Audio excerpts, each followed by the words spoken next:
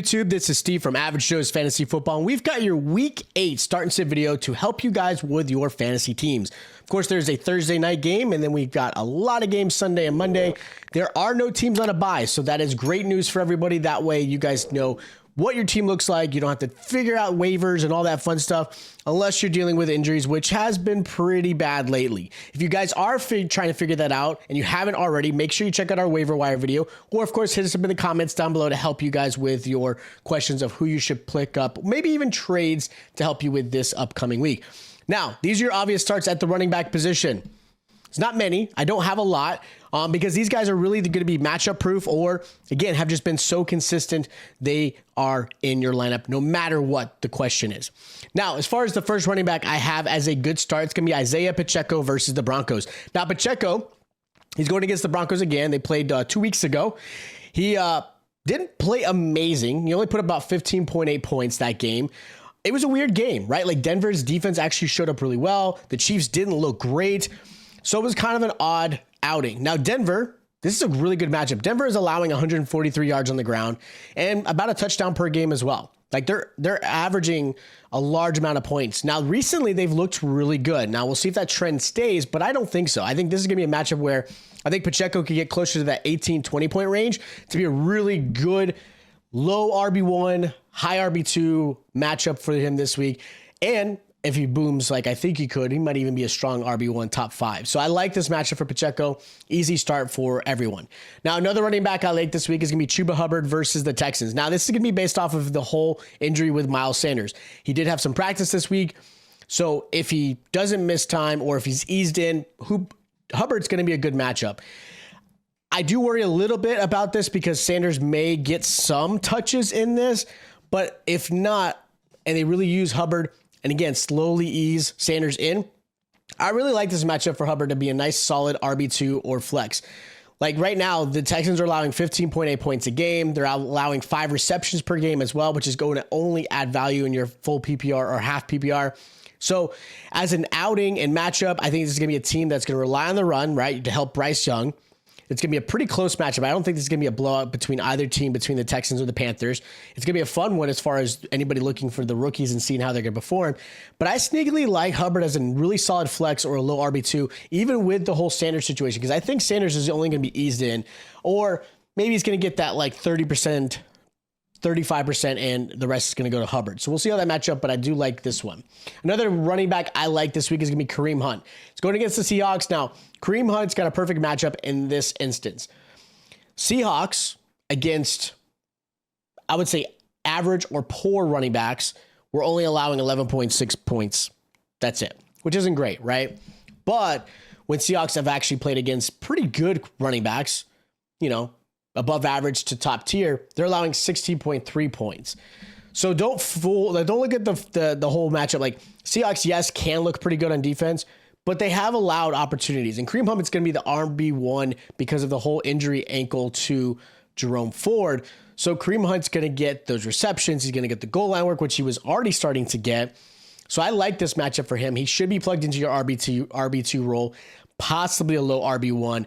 I'm thinking a 16 to 18 point game for him this week. Now, the last running back I'm going to mention is Jahmyr Gibbs versus the Raiders. Now, there's a chance David Montgomery comes back. Now, nothing's been announced yet.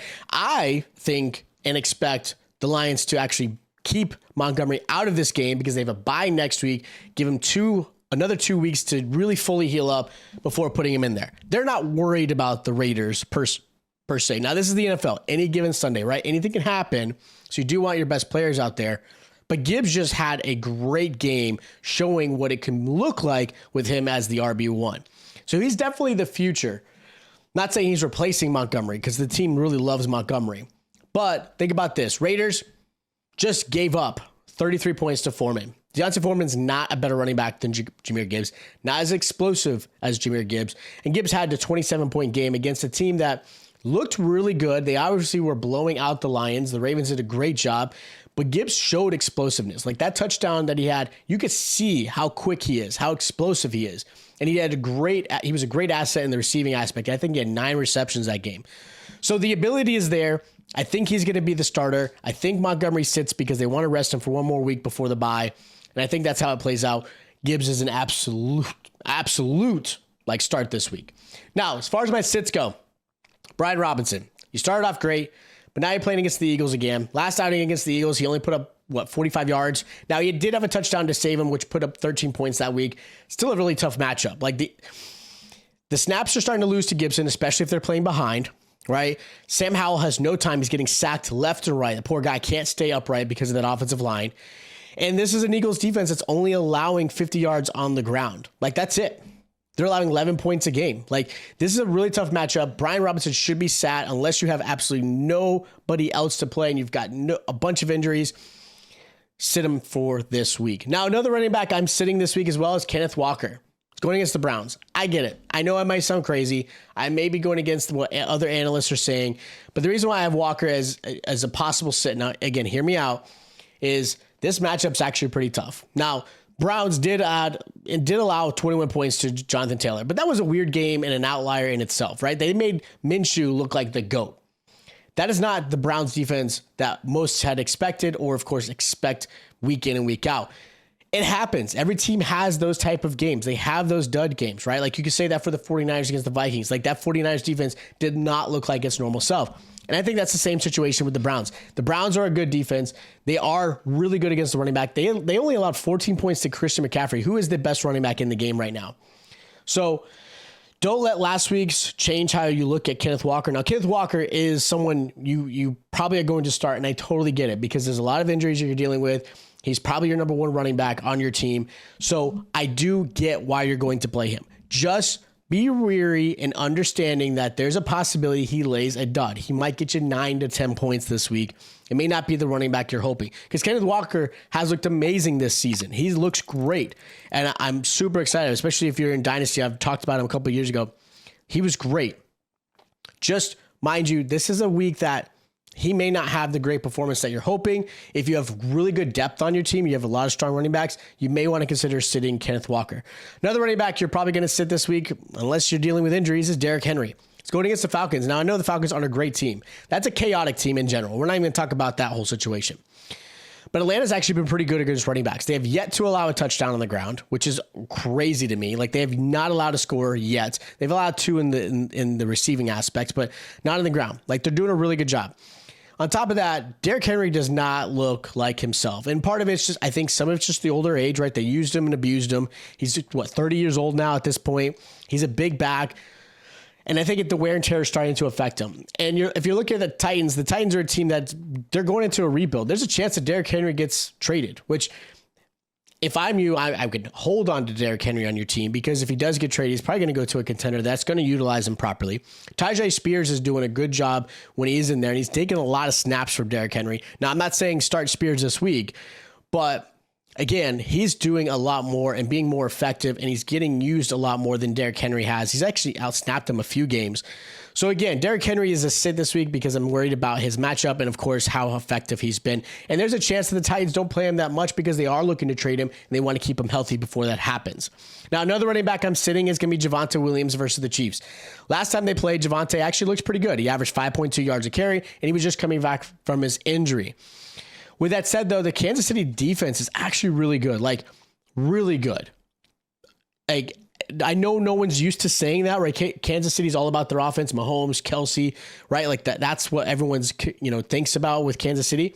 Defense looks great. They're holding running backs to 82 yards on the ground and only 9.8 points a game.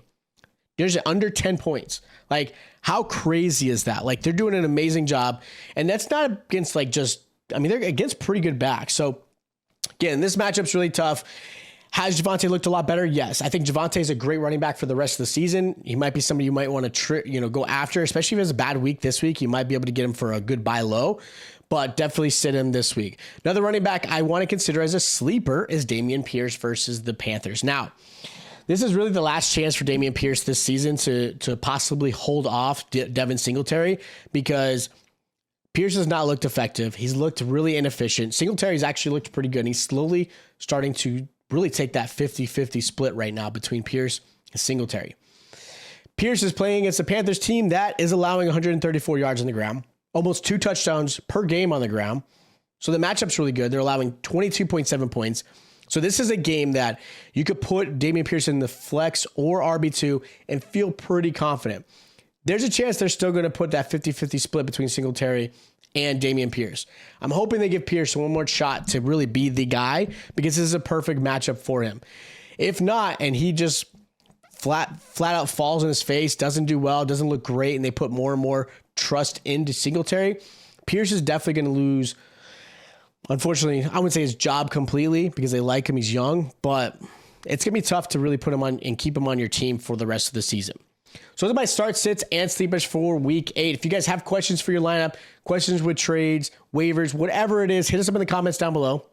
We want to be able to help you guys out with this week and, of course, your future, right? We're what, 6-7 weeks away from the playoffs. So, again, hit us up in the comments down below. If you guys are new to the channel, make sure you guys are subscribed and that notification bell is on, because we'll be hitting videos like this every single day. We'll be talking waivers and, of course, any fun meme stuff we've got going on. If you guys did enjoy the content, make sure you guys hit the like button. Again, check out our other start and sit videos and our waivers. Hit us up in the comments, and I'll check you guys out next time.